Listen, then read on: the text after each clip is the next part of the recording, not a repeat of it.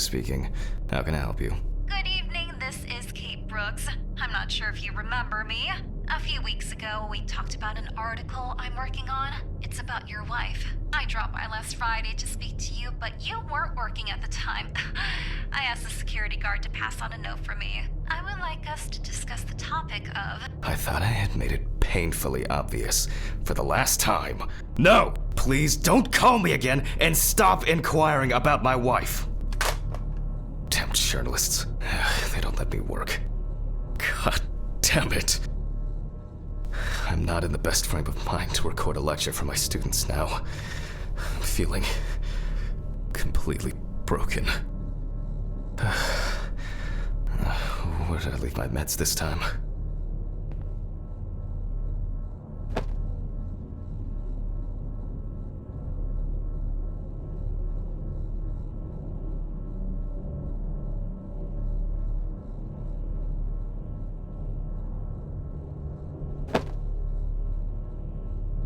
They definitely pay me too little for this.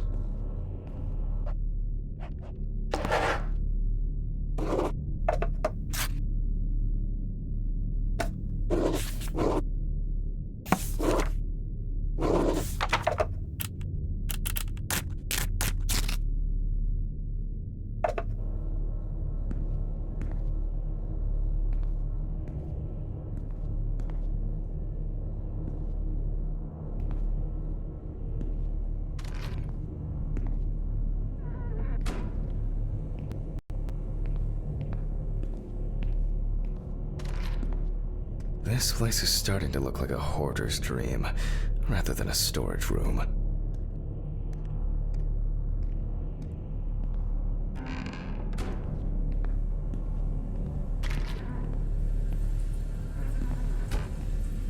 Okay, time to pull myself together. And get back to work.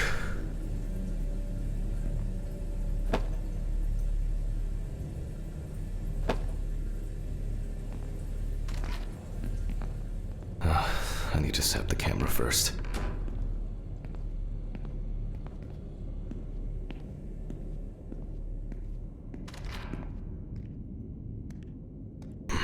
Now remember, Jack, don't forget to hit the record button this time.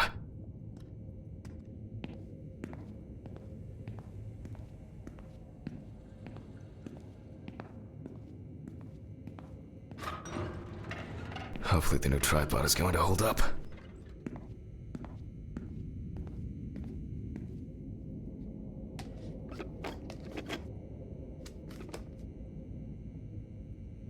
Now, I just have to get everything in frame.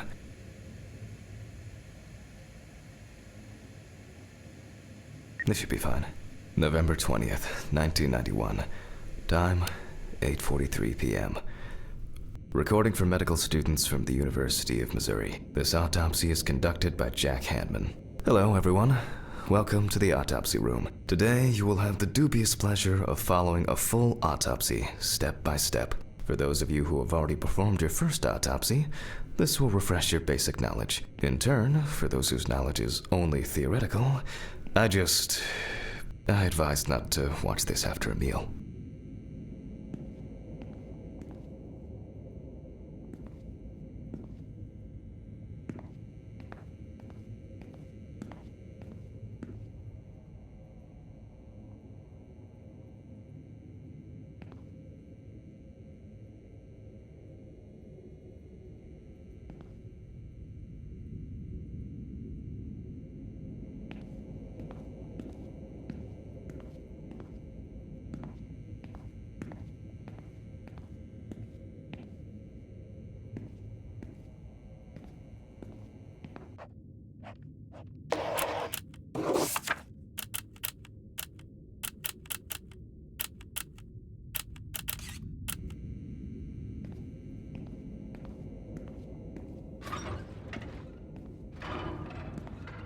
But the word is, the lab will be open tomorrow.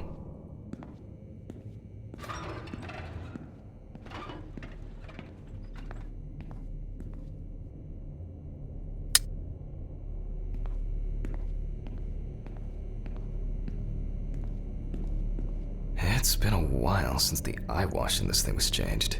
It's probably a health hazard now.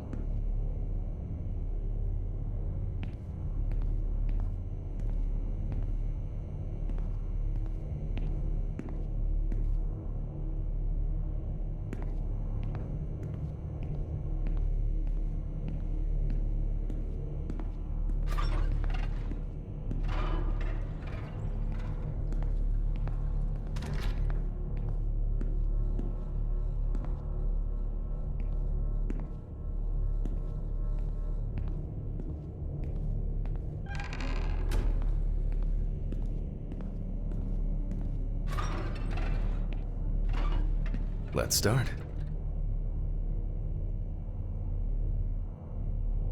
Always wear an apron, mask, and gloves. Goggles are a must when the job is splashy. And in case of sharp accidents, it's worth having disinfectants at hand. It's true that you won't get ptomaine poisoning straight away, but if your liver or kidney aren't doing well, you may end up with diarrhea. The cadaver is placed on its back on the autopsy table. The pathologist stands on the right of the deceased. Make sure that all the necessary tools are always at hand so that you don't have to run around looking for something, like I do all the time. In the process of revealing and securing forensic evidence, it is difficult not to interfere with the original condition of the deceased. Written and photographic documentation plays a vital role throughout the entire examination process. During your research, be patient, inquisitive, but above all, attentive to detail. Many entries are visible at first glance, but sometimes they can be cover for more interesting stories. And lastly, remember that nothing teaches you self-narration. During your research, be patient, inquisitive, but above all, many entries are visible at first glance, but During your research, many entries are visible at first glance. Now, onto the police folder. That will contain all sorts of pertinent information as to who the deceased might be and what potentially happened to them. So, let's take a closer look, shall we?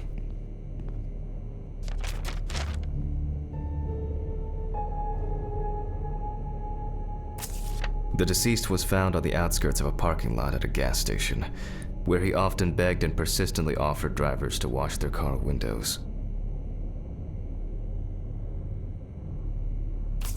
The deceased's name is Tobias Chambers, locally known as Old Toby. Homeless and unemployed for at least a couple of years.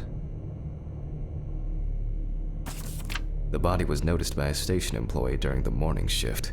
Initially, he thought that someone had thrown some boots and a coat in a nearby ditch. It took him a moment to recognize the pile of clothes as the body of a man. He worked most of his life at the local port dealing with unloaded cargo. He was fired for being drunk and starting fights. His son runs a hardware store on his own. His wife left him years ago. They both had no contact with the deceased. Signs of libation were found around the body. Empty bottles, traces of an inept attempt to start a fire, and a scattered makeshift blanket. That's it. It's worth remembering the context around the scene of a death. This allows you to better interpret any traces found on the body. I shouldn't start the procedure without gloves.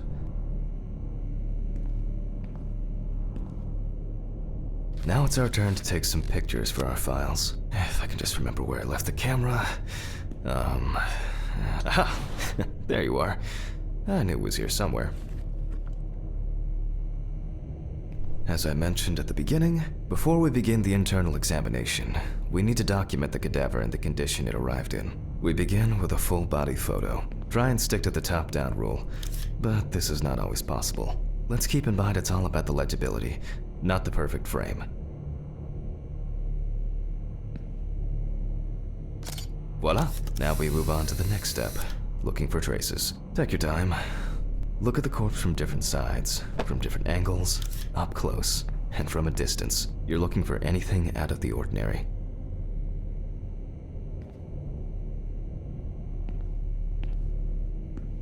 Some wounds in the feet and signs of frostbite, probably because the subject's shoes were too small.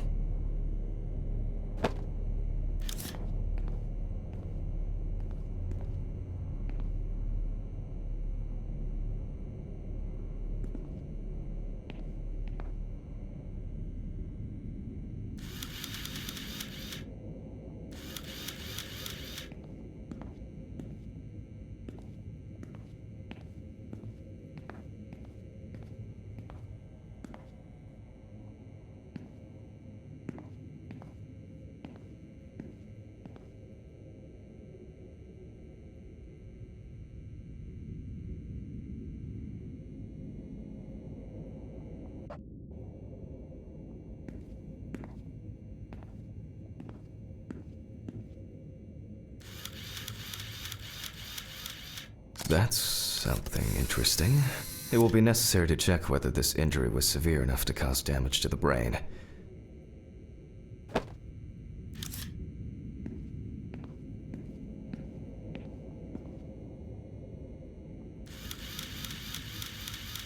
The boiler-healed wound. Looks old. I'll take a closer look later.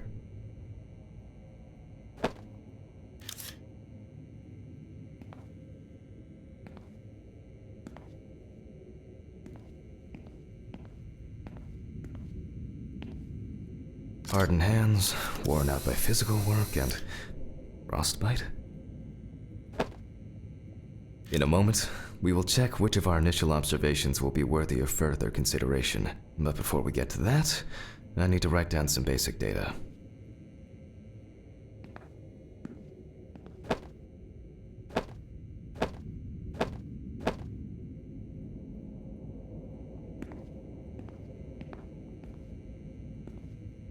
Scalpel, scissors, syringe, magnifying glass, knife.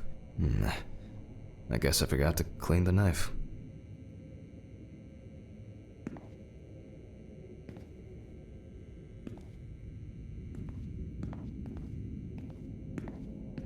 My old but trusted centrifuge. Ideal for all the fluid tests I need to perform during an autopsy. Personal information. The deceased was unclothed. Date. Okay, as you can see, I note everything down on previously prepared forms. Every pathologist must keep a detailed record of every step of the autopsy. This not only allows you to track the procedure, but also collates the results together, upon which you may back up your conclusions. So, enough of the boring prep. Let's begin by taking a closer look at the spots I photographed earlier. For this, you're going to need a magnifying glass.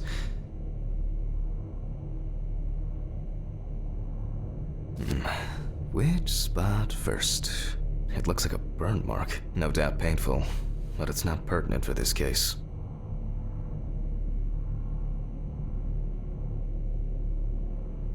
I can confirm the presence of ecchymosis on the deceased man's head. The appearance indicates the intravital nature of the wound. Add alcohol, which I can clearly smell, and this was an accident just waiting to happen. Here we can see frostbite on the fingertips. We can tell by the characteristic skin color.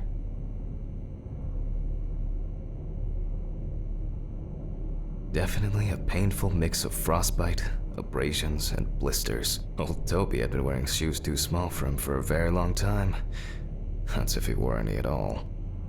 So far, there are a lot of superficial wounds, but only one serious injury to the head. Let's go back to our notes.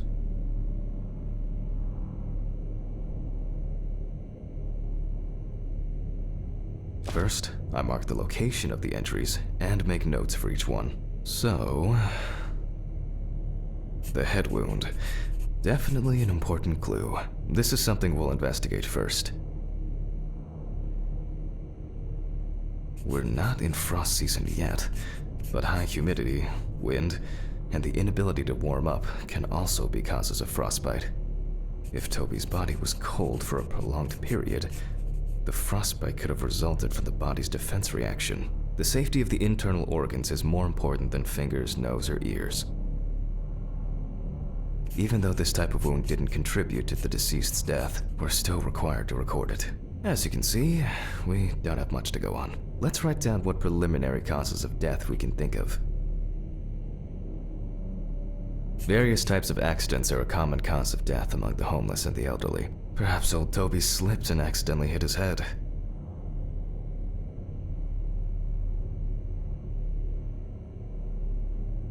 Considering the conditions in which he slept, his body may have become hypothermic.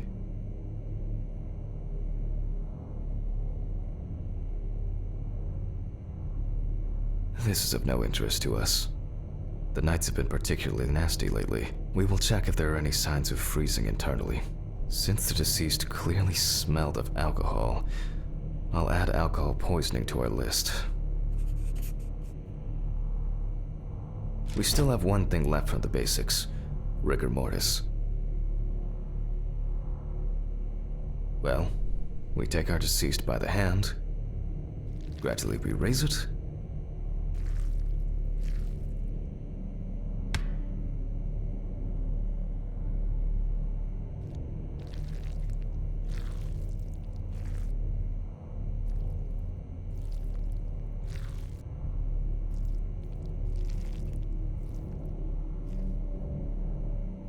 Now let it go. As you can see, the hand falls loose. What's the conclusion? Death must have occurred more than 72 hours ago. The police information appears correct.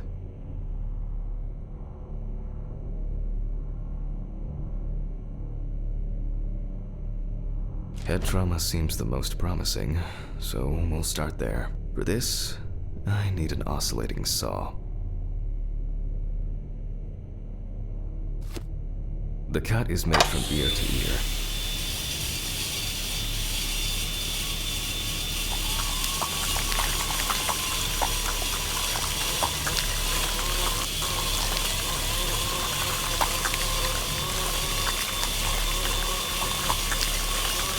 After which, we remove the skin and the top of the skull.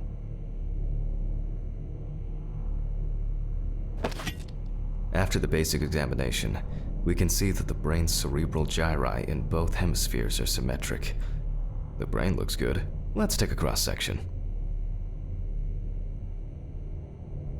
Some pathologists prefer to examine organs without removing them. However, for me, it's much more convenient to examine them on a board, which we'll do now.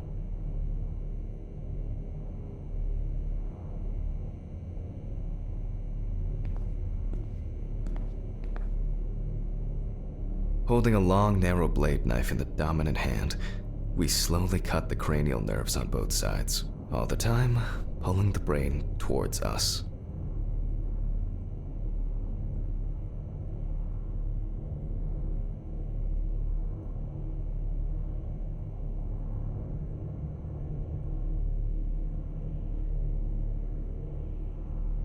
So far, so good. The hematoma seems to have had no effect on the brain.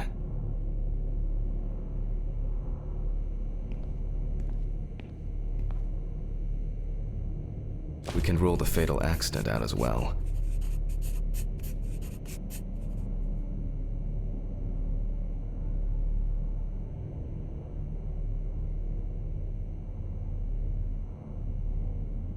Brain is in good condition, so we have no choice but to proceed to the internal examination of the other organs. I grab a scalpel from my kit. The incision should be in the shape of a letter Y. We use a deep cut to reach all the way to the ribs and to penetrate the abdominal wall.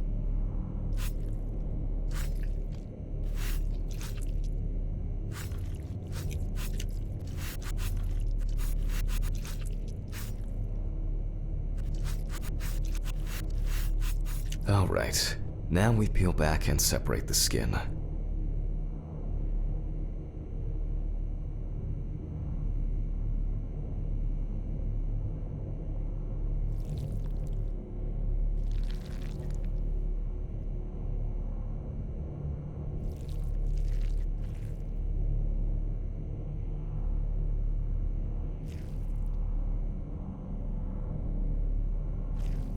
Now, we need to remove the ribs. We'll need the loppers for this.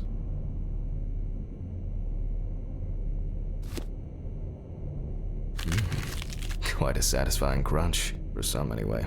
After removing the cartilage tissue, we instantly notice two things. Firstly, there is no congestion of the internal organs. This means that although the deceased was hypothermic, it didn't kill him. Secondly, the deceased smoked like a chimney. So, we should take a closer look at those lungs.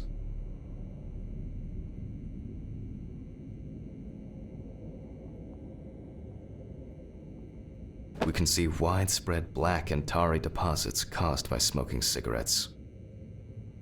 Despite the tragic condition of the lungs, they are not the cause of death. Alice smoked too.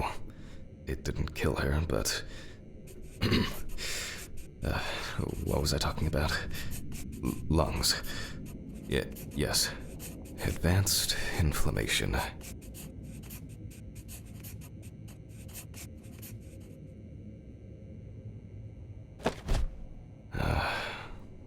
What now? The syringe. Now's a good time to collect some samples. Specifically 3. From the eye, the heart, and the bladder. I'm interested to see the constant vitreous humor analysis is very useful in indicating long-term alcohol abuse.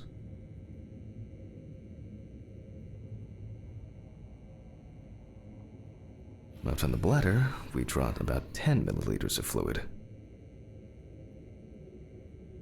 5 milliliters from the left ventricle should do it. Now we take our samples to the centrifuge, but before I do that, I need to find my notebook. My dyscalculia means that I always double-check the settings. Please excuse me while I run and fetch it.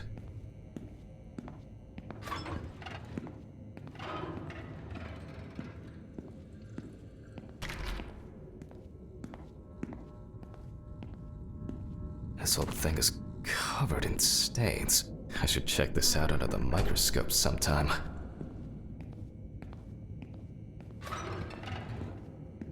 Let's get back to the examination. We put all of the samples into the rotor.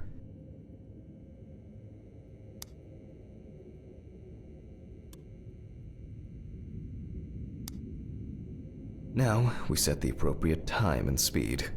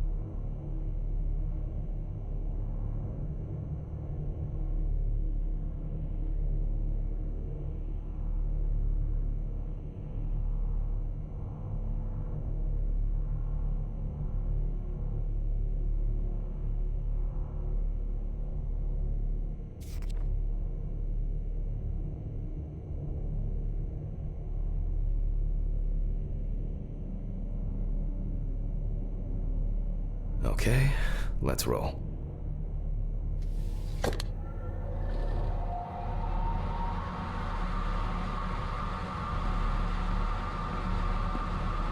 Oh shit, the fuses again.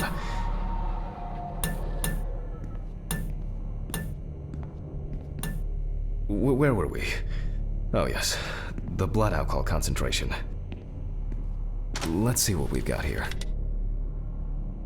Everything's separated as it should. Our lab is closed until tomorrow after the last, incident. However, considering that Toby's favorite eau de parfum appears to be ethanol, I'm guessing the results won't surprise me at all.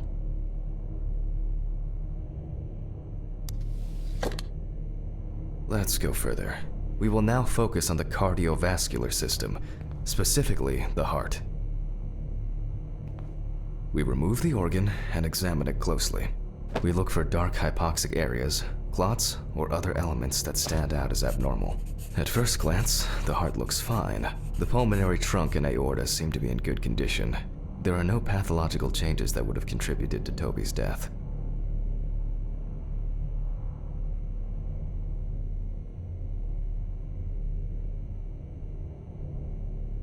Now let's take a closer look at the stomach. Size is normal, healthy, pink color, and as expected, the stomach has no major external damage.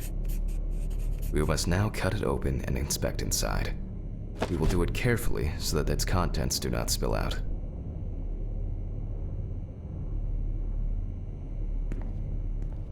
We open the stomach along the greater curvature, from the heart to the pyloric end.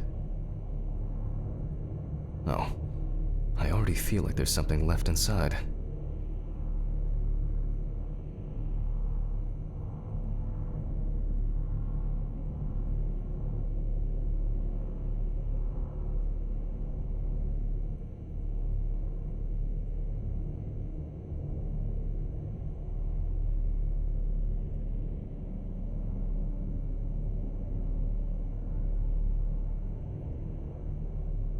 Okay, large amount of gas, small amounts of yellow, grayish food content, resembling some kind of meat. Either our deceased hadn't eaten in days, or the bulk of his stomach had already found a way out. Looks like I'll have to find the missing contents.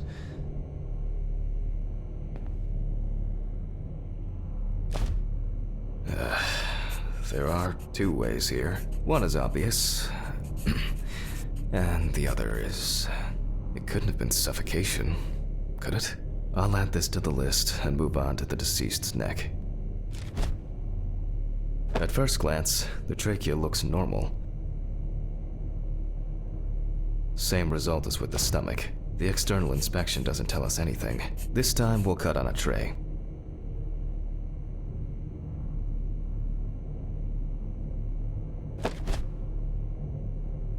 While cutting such a small organ as the trachea, we must make a precise incision. To be able to cut with the very tip of the blade, we must hold the scalpel as we would a pen.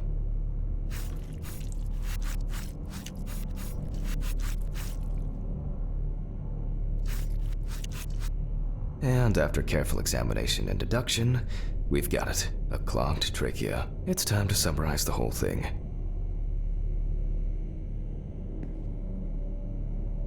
Based on the report and preliminary documentation, it's safe to assume that the deceased passed out after consumption of alcohol and then fell asleep on his back.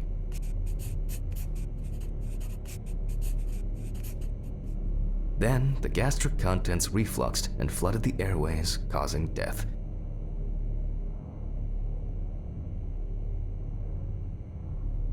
That's why we don't forget about the recovery position at dorm parties.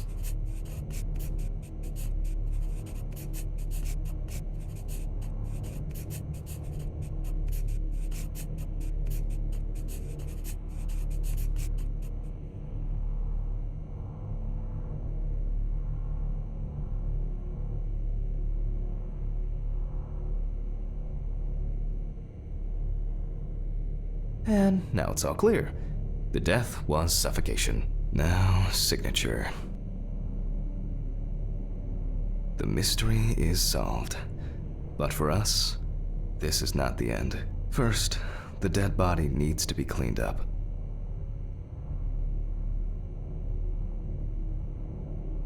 For this, we will need to close the body and grab the needle. First, we unroll the skin flaps. And then, we sew the deceased back up. I'm using the baseball stitch technique. This stitching method is very strong and quick to do.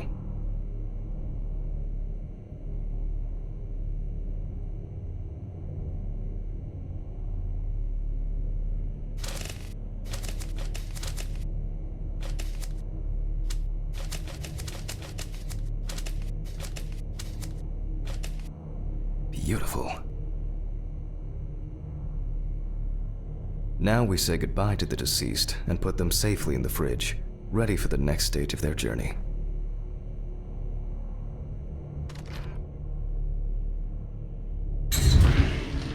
God, I'm tired. I'll drop these samples off at the lab on the way to the bar.